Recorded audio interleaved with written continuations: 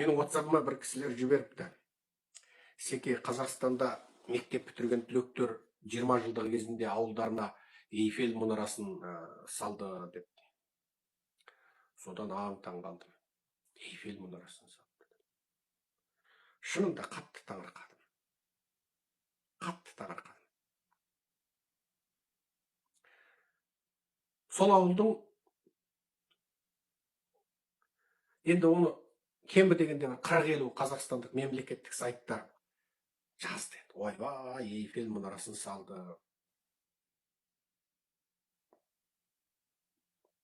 Эйфель мұнарасын салды, ойбай да ойбай деп.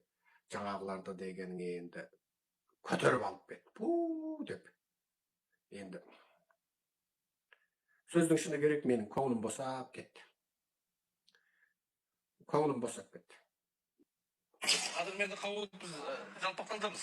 Бүгін міне осы жердің азаматтарының, түлектерінің осы жалпақталға кісі кеткен міне Эйфель башнясы. Бұнда Эйфель башня Парижде және жалпақталда бар. Екі жерде. Сондықтан жалпақтал халықаралық деңгейге шықты десе болады. Жалпақталдың жігіттері керемет патриот. Осы еліне, жеріне үлкен қызмет етіп жатыр. Сол жерде кешке үлкен концерт болады. Бүгін жалпақталда жаппай мейрам. Бүкіл Қазақстан суатып жатыр. Мынау Ерлан Сайыров дейтін депутат. Бұл да жаңағы Берік Уәли сияқты Найманның пайғамбары.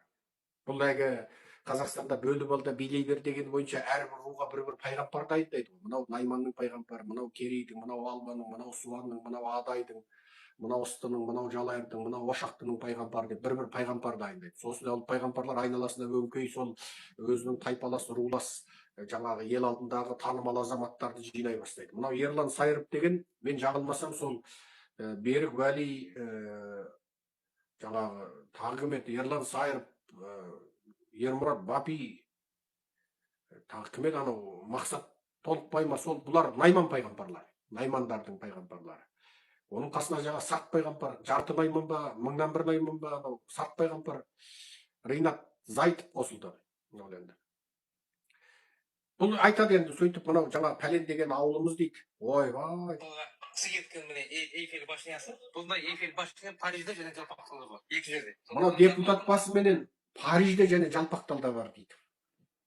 Мен енді осы депутаттар Google дейтін зат бар екенін, енді олар енді Google'ге кірмейді ғой, Яндексіне кіреді. Бұл жерде соған кіріп, жер бетінде қанша Эйфель мұнарасы бар десе, сөйтіп жазғанды біле ме екен осылары?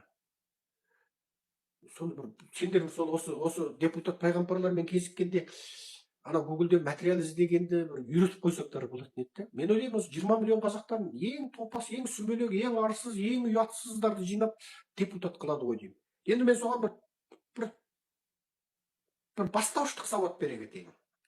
Францияның Париж қаласында орналасқан бір ғана ресми түпнұсқа Эйфель мұнарасы бар. Дегенмен бұл әйгілі ескерткіш бүкіл әлем бойынша 50-ден астам көшірмемен туындыға шабыт болды деп бастайды. Мысалы,